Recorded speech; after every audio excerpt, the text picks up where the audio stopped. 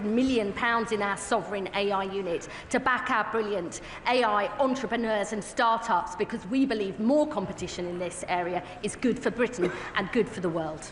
We now come to Prime Minister's questions. Joanna Baxter. Question number 1, please, Mr. Speaker. Prime Minister. Thank you, Mr. Speaker. On World Cancer Day, we're publishing our National Cancer Plan to transform care for patients. It means investment in cutting-edge technology so our exceptional frontline staff can give world-class care. It funds more tests and scans, meaning faster diagnosis and treatment, and tailored treatment in specialist centres. And, Mr. Speaker, will cover the cost of every family whose child needs travel for cancer care, because the focus should only be on recovery, not worrying about money. This morning I had meetings with ministerial colleagues and others. In addition to my duties in this House, I shall have further such meetings later today. Baxter. Thank you, Mr. Speaker. Up and down the country, this government is restoring pride in place by investing in our high streets, the beating heart of our communities. Yet, in Paisley and Renfrewshire South, the SNP-led Renfrewshire Council has done the opposite, sitting on their hands whilst the owners of the Paisley Centre, who received planning permission to develop the centre some years ago, have sought support to transform our town centre. Does the Prime Minister agree with me that it is only the SNP's lack of ambition and failure of leadership that is letting Paisley down, and will he work with me to restore pride in Paisley's town centre? She's a superb champion for Paisley. Her constituents deserve a Scottish Government that matches her dedication. Mr. Speaker, for our part, we've delivered record funding settlement. We're investing £280 million in Pride in Place across 14 Scottish communities. We've secured shipbuilding on the Clyde for over a decade and just announced an AI growth zone in Lanarkshire. The choice, Mr. Speaker, is clear. A third decade of failure under the SNP or real change for Scotland under Anna Sarwar. Leader of the Opposition, Kemi Baden. Thank you, Mr. Speaker. The whole House will be disgusted by the latest revelations about Jeffrey Epstein. All of us want to see his victims get justice. But the political decision to appoint Epstein's close associate, Peter Mandelson, as Britain's ambassador to Washington goes to the very heart of this Prime Minister's judgment. When he made that appointment, was he aware that Mandelson had continued his friendship even after Epstein's conviction for child prostitution? Simple question. Mr. Speaker, let me start where I must, with the victims of Epstein, and all of our thoughts are with them. Can I also say our thoughts are with all those who lost jobs, savings and livelihoods in the aftermath of the 2008 financial crash. To learn that there was a cabinet minister leaking sensitive information at the height of the response to the 2008 crash is beyond infuriating. And I am as angry as the public and any member of this House. Mandelson betrayed our country, our Parliament and my party.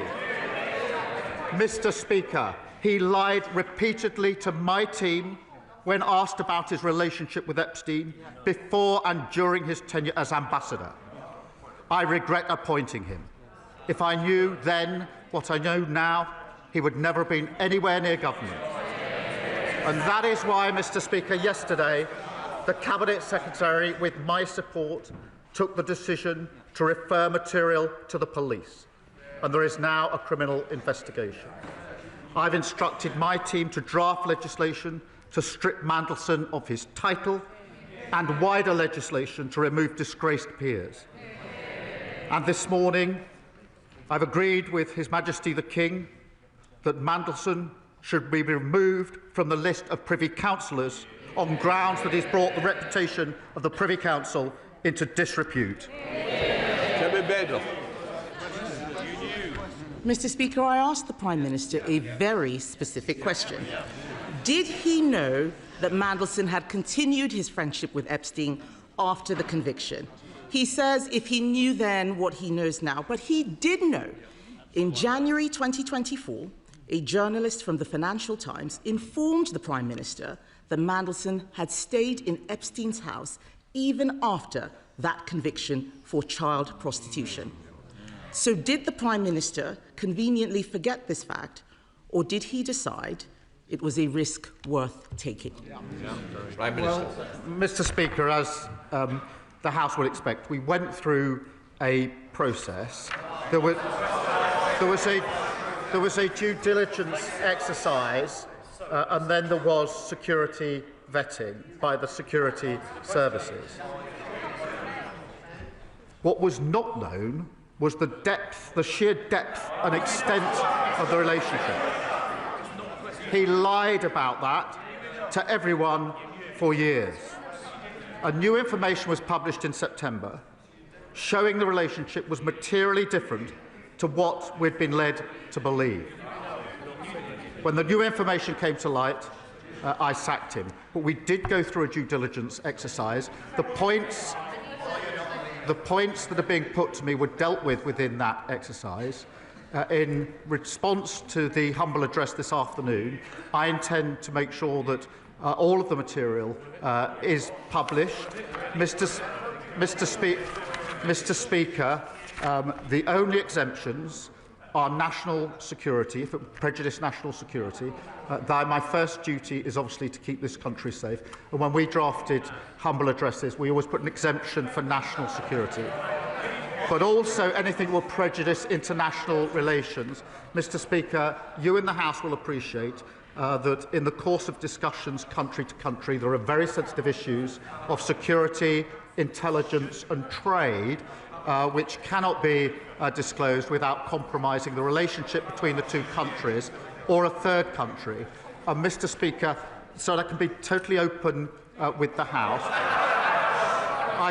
I should also disclose that the Metropolitan Police have been in touch with my office this morning to raise issues about anything that would prejudice their investigations. We're in discussion with them about that, and I hope to be able to update the House, but I do think I should make that clear to the House at this point, because those discussions are ongoing. Shall I clear that up? I'm going to come to the humble address in a moment, but the Prime Minister cannot blame the process. He did know. It was on Google. If the Conservative Research Department could find this information out, why couldn't Number 10? On the 10th of September, when we knew this, I asked him at that dispatch box, he gave Mandelson his full confidence at that dispatch box, not once, but twice. He only sacked him after pressure from us. I am asking the Prime Minister something very specific, not about the generalities of the full extent. Can the Prime Minister tell us, did the official security vetting he received mention Mandelson's ongoing relationship with the paedophile Jeffrey Epstein? Prime Minister. Yes, it did. As a result, various questions were put to him. I intend to disclose to this House all of them, the national security, prejudice to international relations on one side. I want to make sure this House sees the full documentation, so it will see for itself the extent to which time and time again Mandelson completely misrepresented the extent of his relationship with Epstein and lied throughout the process, including in response to the due diligence. Mr. Speaker, I think it is shocking what the Prime Minister has just said. How can he stand up there saying that he knew, but he just asked Peter Mandelson if the security vetting was true or false? This is a man who had been sacked from cabinet twice already for unethical behaviour. That is absolutely shocking. And that is why later today, my party will call on the government to release all documents relating to Mandelson's appointment, not just the ones the Prime Minister wants us to see. Because this government is trying to sabotage that release with an amendment to let him choose what we see, the man who appointed Mandelson in the first place. Labour MPs now have to decide if they want to be accessories to his cover-up. Can the Prime Minister guarantee that he won't remove the whip if they refuse to vote for his whitewash amendment? Prime Minister. Mr. Speaker, the first exemption is in relation to anything that could compromise national security. That is not a small matter, and many members on the benches opposite will know precisely why that needs to be in the exemption. When we were drafting humble addresses, when we were sitting over there, we always made sure that exemption was in because we knew how important it was to the then government. I don't think I've seen a humble address without that in, because and just to be clear, to vote to release something that would prejudice national security is wrong in principle. The second exemption is in relation to things that would prejudice international relations. There will be discussions about security and intelligence and trade, which are highly sensitive to the two countries involved and to third countries. Well, they have to ask themselves whether they want to vote to prejudice our national security. I don't think they do. I don't think, in fairness, that they do. But can I reassure the House, Mr. Speaker? Let me reassure the House that the process for deciding what falls into those categories will not be a political process. It will be led by the Cabinet Secretary, supported by government legal teams. So they will be looking at the question of prejudice. They will be making that decision. The only additional thing I just want to put before the House, because there was a discussion this morning with the Metropolitan Police, is that we are in discussions with them about any material that they're concerned will prejudice their investigation. We're at an early stage of that discussion, but I didn't want to have the House not know that that discussion is going on. Mr. Speaker, the Prime Minister is talking about national security. The national security issue was appointing Mandelson in the first place. And what he has said about the humble address is a red herring. To those Labour MPs who were not there in the last Parliament, let me tell them, humble addresses already exempt genuine national security. This is not about national security, this is about his job security. His amendment lets him withhold anything to do with international relations. But this whole appointment is to do with international relations. So if they're voting for it, they are voting for the cover-up. If the Prime Minister is serious about national security concerns, then he should ask the Intelligence and Security Committee to decide which documents should be released. Will he commit to doing so here and now? Prime Minister. Mr. Speaker, I've set out the process. It won't be a political process. It will be led by the Cabinet Secretary, supported by the government legal teams. But I'm pleased that she, I think, now accepts that at least the first exemption that we've written in to the amendment, the petition, is the right amendment in relation to prejudice national security. But she and others behind her will understand that because of the breadth of what's asked for, and we're doing everything we can to make sure this is fully transparent and disclosed, but she and those behind her will understand from their own experience in government the sensitivity of information about security and intelligence and trade relations that are inevitably caught in exchanges of the nature that have been asked for. And it is right that anything that prejudices, not touches on, prejudices international relations is protected within the disclosure. If that was really the case, then he wouldn't mind if the ISC had a look. And let's be clear, he says the Cabinet Secretary makes it non-political, but that doesn't make it independent. What we want is an independent look. The ISC is independent. The Cabinet Secretary works for him. We know that there will be a cover-up because this implicates the Prime Minister and his Chief of Staff, Morgan McSweeney, a protégé of Peter Mandelson. The Prime Minister chose to inject Mandelson's poison into the heart of his government on the advice of Morgan McSweeney. His catastrophic lack of judgment, telling us now that he did know, has harmed the special relationship It has endangered national security. It's not the humble address, it's him. It's compromised our diplomacy, and it has embarrassed our nation. After all of this, does he have the same full confidence in Morgan McSweeney that he had in Peter Mandelson? Prime Minister. Morgan McSweeney is an essential part of my team. He helped me change the Labour Party and win an election. Of course I have confidence in him. But, Mr. Speaker, whatever is slung across this dispatch box, I don't think it's right for the Cabinet Secretary to be denigrated in that way and to suggest that he would be involved in a cover-up. There's the politics that comes over the dispatch boxes, but I honestly don't think it's right to impugn the Cabinet Secretary in that way. And I suspect in their heart of hearts, many on those benches would agree. Mr. Speaker, I'm as angry as anyone about what Mandelson has been up to. The disclosures that have been made this week of him passing sensitive information at the height of the response to the 2008 financial crash is utterly shocking and appalling. He has betrayed our country. He's lied repeatedly. He's responsible for a litany of deceit.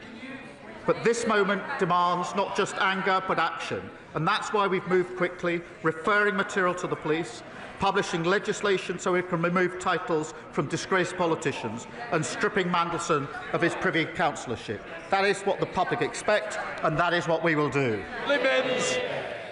Thank you, Mr. Speaker. Every month, people across our constituencies are injured by illegal e-bikes being ridden at 30, 40 and 50 miles per hour through our town centres and parks. But for every illegal e-bike that the police seize and crush, another 10 hit our streets because they are too freely available to buy. That's why Cumbria's Police, Fire and Crime Commissioner and 28 other police commissioners across the UK are now backing my bill, which would ban the sale of illegal e-bikes. Will the Prime Minister set out what action the government will take to protect the public and ban the sale of these monster bikes? Prime Minister. Can I pay tribute to my honourable friend? She's a tireless campaigner to stop these antisocial, dangerous bikes terrorising communities. Our crime and policing bill means police can seize bikes without issuing a warning and destroy them. A product safety law means authorities have the powers to intervene to stop the sale of unsafe e-bikes. But I share her determination to get these bikes off our streets. Sir Ed Davey, Leader of the Liberal Democrats. Mr. Speaker, can I thank you and the Prime Minister for your responses to my tribute to Jim Wallace on Monday, and urge the whole House to read the wonderful tributes made to Jim in the other place yesterday. Mr. Speaker, I've been thinking how it must feel for the victims of Jeffrey Epstein and their families, hearing more and more stories of how rich, powerful men were currying favour with a paedophile sex trafficker, such as Peter Mandelson, sending government secrets to help Epstein enrich himself further. Seeing Mandelson made ambassador to the United States, even after his links to Epstein had been extensively reported by both the Financial Times and Channel 4 News. So can the Prime Minister tell us, given he now admits he knew about those links, before he gave such an important job to one of Epstein's closest friends, did he think at all about Epstein's victims? Mr. Speaker, we looked at the material. There was a process. There was then, as he will understand, there was then a security vetting exercise as well. And that's why I started by saying all of our thoughts are with the victims of Epstein. He is right at the beginning of his question to express anger at the material that has recently come out in relation to sensitive information in the aftermath of the 2008 crash. And that is why yesterday, working with the Cabinet Secretary, we referred a material to the police, which has now led to the criminal investigation that is going to follow. Mr. Speaker, I think the victims of Jeffrey Epstein deserved far better than that. They deserved Peter Mandelson not being appointed in the first place. We don't even know the full extent of the British establishment's involvement in his appalling crimes, or how many British girls and young women were trafficked by him. So we need a full public inquiry, both to get justice for the victims and to protect our national security. Mr. Speaker, the Polish government think Epstein may have been spying for Vladimir Putin? Is the Prime Minister concerned that Peter Mandelson may have been leaking state secrets, not just to a paedophile American financier, but also a Russian agent? Well, Mr. Speaker, he talks of a public inquiry. Obviously, the focus now has to be on the criminal investigation which has started. As he knows, that investigation will go wherever the evidence leads it, and I've made it absolutely clear that the government will cooperate, as he would expect, with that criminal investigation wherever it goes. Thank you, Mr. Speaker. I welcome the news that Bristol East will be getting another 3 breakfast clubs. I've seen how these clubs aren't just about making sure that no child starts the school day hungry. They're also about giving staff the extra time to spend with the children and to spot whether there might be trouble at home. And on that note, can I urge the Prime Minister to work with schools on our manifesto commitment to identify children with parents in prison to make sure that those children get all the support that they need? Can I thank her for raising this and confirm that we're looking at how we can strengthen the support in place for these children so no child falls between the cracks. Free breakfast clubs mean every child is fed and ready to learn, and I'm delighted to see 3 more in her constituency as she references. But I also want to mention Rushbrook Primary Academy, Oasis Academy Aspinall, Longsight Community Primary, St Bernard's Roman Catholic Primary School Manchester, all soon operating free breakfast clubs in Gorton and Denton. Lord Savile Roberts. Diolch yn fawr iawn, Llyfarydd. The victims and survivors of Epstein and his circle of overprivileged elite are at the forefront of my mind here and now. Mandelson, we now know, described Epstein's release from prison after being sentenced for child sex offences as Liberation Day. This man's association with Epstein was known when the Prime Minister personally appointed him as the UK's ambassador to the USA. Yep. How can we trust the Prime Minister's judgment? And in questioning that, how can we trust him to remain as Prime Minister? Can I join her in the disgust in the comments that she just read out? But to be absolutely clear, the scale and the extent of the relationship between Mandelson and Epstein was not disclosed. On the contrary, it wasn't just not disclosed. Mandelson lied throughout the process and beyond the process. He lied, and he lied again to my team. Luke Charters. Speaker, an EU agri-food deal would boost exports and cut supermarket prices. The CBI backs it, and according to Best for Britain's polling, 62% of the public do. But surprise, surprise, Reform oppose it. I thought the member for Ashfield wanted 30p food. Does the Prime Minister agree that while some opposite prefer temper tantrums with Brussels, this Labour government must build closer ties with Europe to cut the price of a weekly shop? Well, Mr. Speaker, right, the deal that we've struck with the EU means lower prices at the checkout, more choice on the shelf, and more money in people's pockets. It's good for British fishers and farmers who face less red tape, selling our world-class produce into a crucial market. It comes alongside the opportunity for young people to work, travel across Europe, the work we're doing to cut energy bills and closer work on defence. All of this is opposed by Reform and the Tories, who sold the myth, botched Brexit, and left families and businesses paying the price. Charlie Juhas. Mr. Speaker, now I'll give the Prime Minister some brief respite from Peter Mandelson. However, he will also be familiar with the name Phil Shiner, the disgraced lawyer who was struck off and convicted for repeatedly inventing vexatious cases against British troops in Iraq. So it is something of a surprise that the Prime Minister authored a chapter in Mr. Shiner's book about pursuing our veterans via the ECHR. So can I ask him specifically, was he ever instructed by Mr. Shiner's law firm, Public Interest Lawyers, to act in any legal case? Let me be absolutely clear about this. As soon as there were any allegations of wrongdoing by Phil Shiner, I've had absolutely nothing to do with him. Thank you, Mr. Speaker. In Old Shot and Farnborough, the this year, we are looking forward to hosting the National Celebrations for Armed Forces Day in the home of the British Army. Businesses in my community welcome this government's record investment in defence in the years ahead, but our banks still struggle to lend to defence companies because of international regulations.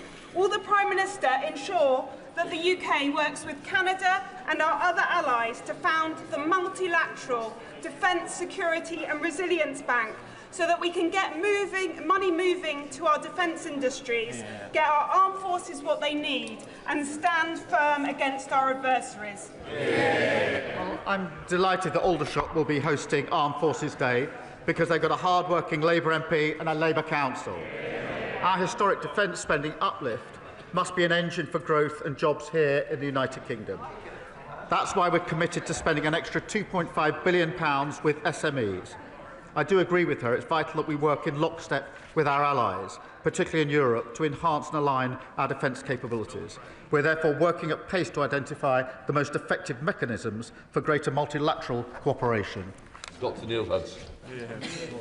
Thank you, Mr. Speaker. Prime Minister, for months our communities in Epping have been deeply distressed by the Bell Hotel reopening as an asylum hotel.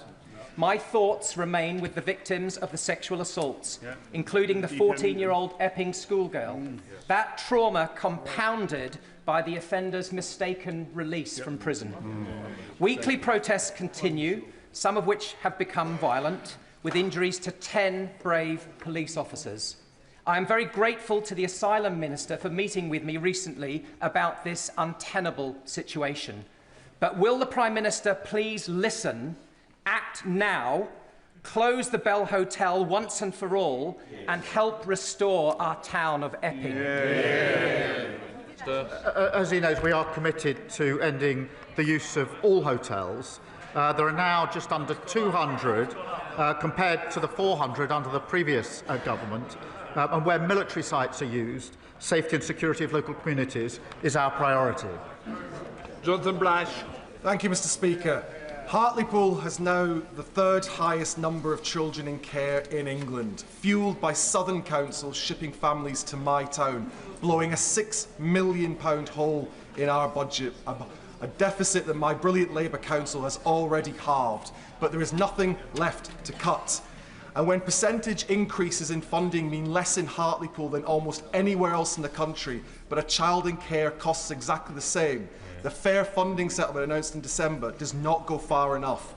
I am fighting non-stop for a better deal for my town because I will not accept one of the poorest communities in the country being condemned to higher taxes or devastating austerity. We need support.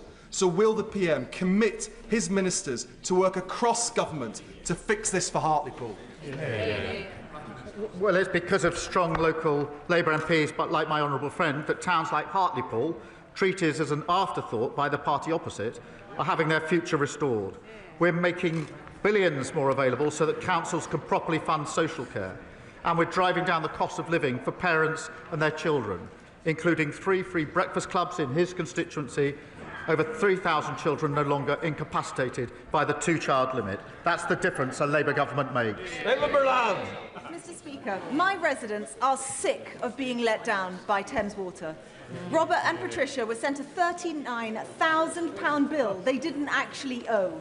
Len and Jenny were forced to use the Portaloo for months as sewage filled their home, and parents still think twice about sending their children to swim in the river. Now, we understand a £16 billion rescue deal is soon to cross the Prime Minister's desk. Will he admit today what everyone already knows, that Thames Water is dead in the water?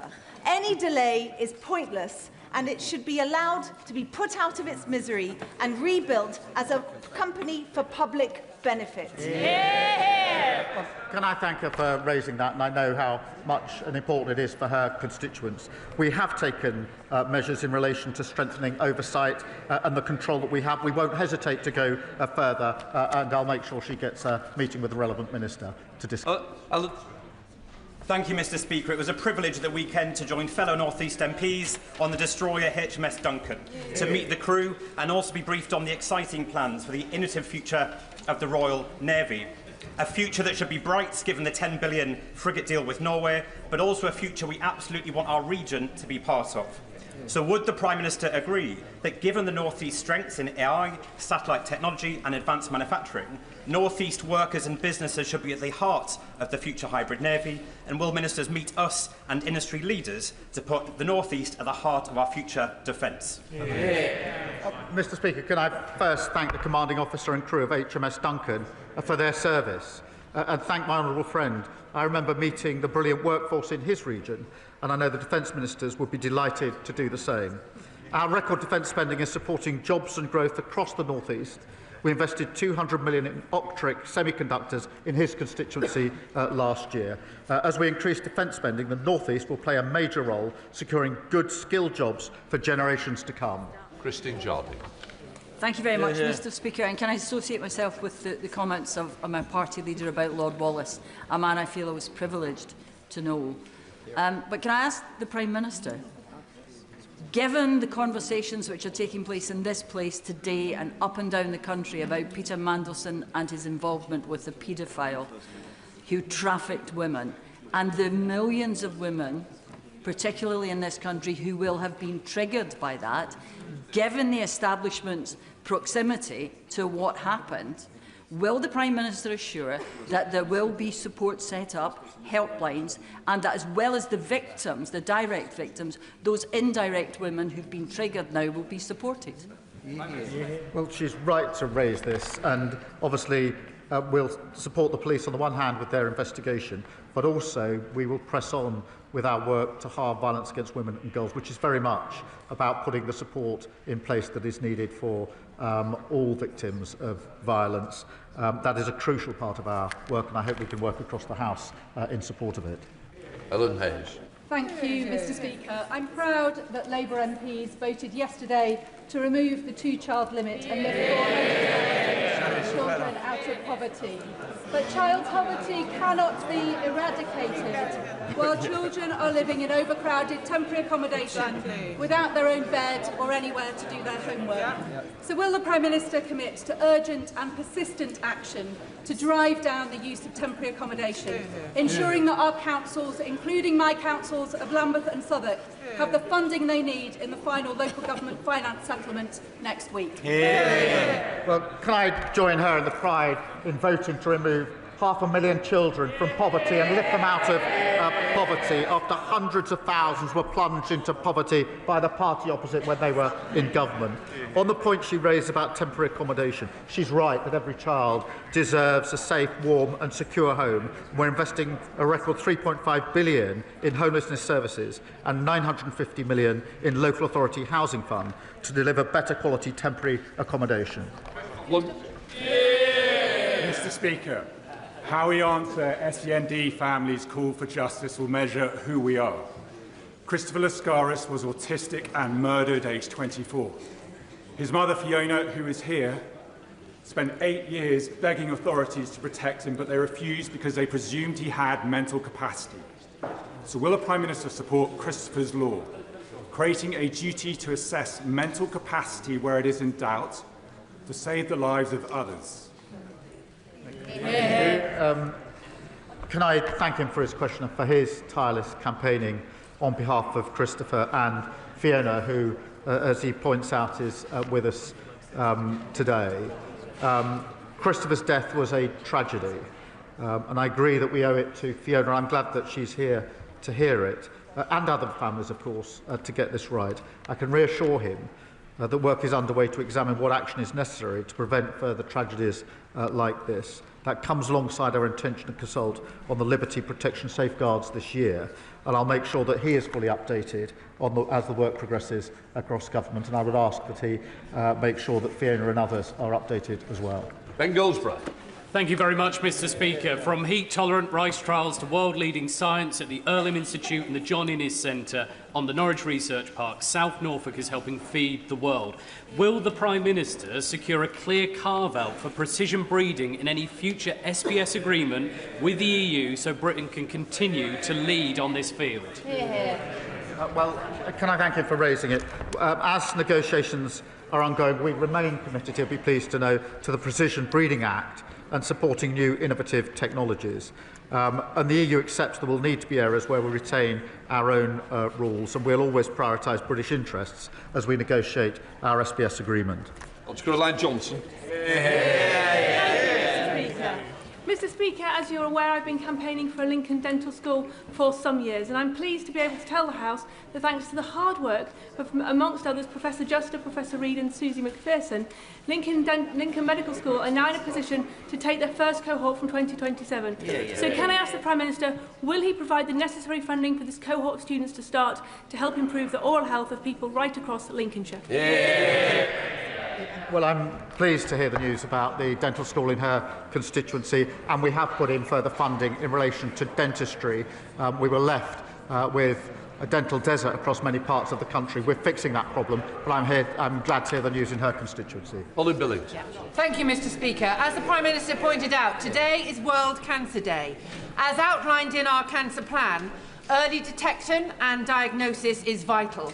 Will the Prime Minister agree to consider the campaign by my constituent Gemma Reeves, who is a nurse at the Queen Elizabeth Queen Mother Hospital, to ensure breast cancer screening for all women over the age of 40, and meet her to discuss how such a change would save lives? Well, I'd absolutely support that, and I'll make sure she gets a meeting with the relevant minister, because early diagnosis is so important for all cancers, and we must do everything we can to ensure that our early diagnosis is the absolute norm and never the default.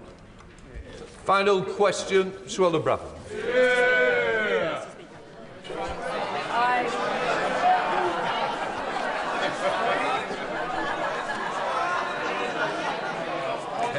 She's mute.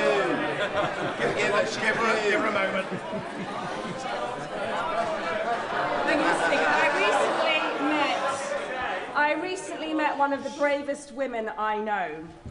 Elizabeth was 14 when she was raped in Rotherham. She is one of the survivors of the rape gangs, one of the biggest national scandals in our history. Whilst her first rapist was convicted and sentenced, Ashgar Bostan, she was subsequently, shockingly, allegedly abused by police officers serving in South Yorkshire Police. One of those officers remains on active service today. Elizabeth made complaints through Operation Linden. None of them were followed up. She rightly feels betrayed and failed by the very institution designed to protect her.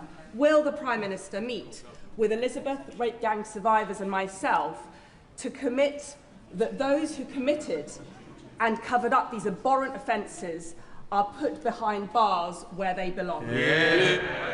Well, I'm deeply concerned about the facts she's just outlined, and if she could give us all the details of that, I'll make sure that there is a relevant meeting and follow-up in relation to those concerns.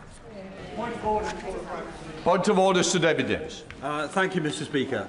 Today's debate will focus on Mandelson and his relationship with the paedophile Jeffrey Epstein. However, it will not cover his relationship with another alleged paedophile, murderer, gangster, specialist in bribery and corruption, and Putin favourite, Oleg Deripaska, a relationship that may be just as bad as that with Epstein. As European Trade Commissioner, Mandelson made decisions favouring Deripaska's company by $200 million a year. Mandelson avoided proper investigation by lying about the timing of his relationship with Deripaska. Mr. Speaker, how can we find out what investigations were carried out before Gordon Brown and his government appointed Mandelson as a minister? Do you agree this House needs to see this information? If so, how can we obtain it? What I would say is, look, this is a very experienced member, and I know he'll pursue this through the many avenues, and I know there is a debate later in which he may wish to catch the chair's eye in order to raise these issues. These are very serious issues that he's raised, and this will be taken seriously, and I'm sure that the front bench has heard it as well. I will leave it at that. Mr. Speaker, please. Point of order. Thank you ever so much, Mr. Speaker. The Prime Minister said that in each humble address that his party laid in opposition, they mentioned national security. Mr. Speaker, the Prime Minister has left. However, I have checked the two most recent humble addresses laid by the Labour Party when they're in opposition, and all members on those benches should be very aware the words national security do not feature even once, because it is not necessary in a humble address. So, Mr. Speaker, how do we get the Prime Minister to correct the record when he's just chosen to leave the room? Don't be ridiculous. Can I just say to you, you put it on the record. I don't want to continue the debate, but you put it on the record, so it's there. Right. Point for Churchill. Thank you very much, Mr. Speaker. Now, the Prime Minister, in response to me just now, appeared to deny ever being instructed by disgraced lawyer Phil Shiner. Yet I have here the 2007 case of Al-Jeddah versus the Secretary of State for Defence, where it quite clearly says appellants instructed by public interest lawyers include one Keir Starmer QC. Perhaps the Prime Minister might want to return to the House and clarify his earlier remarks. I'm not here to continue a debate. You put it on the record, we will leave it at that. Right. We'll let the front benches change over.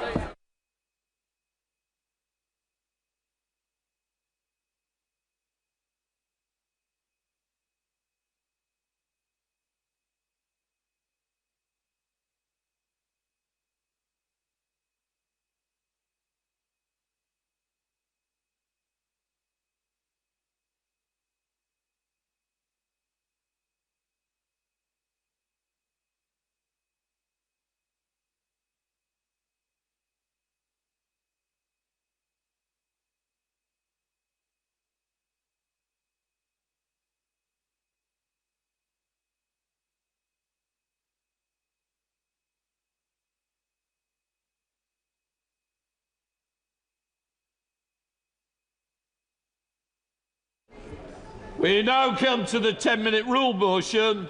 Bill Ribera Ade. Thank you, Mr. Speaker.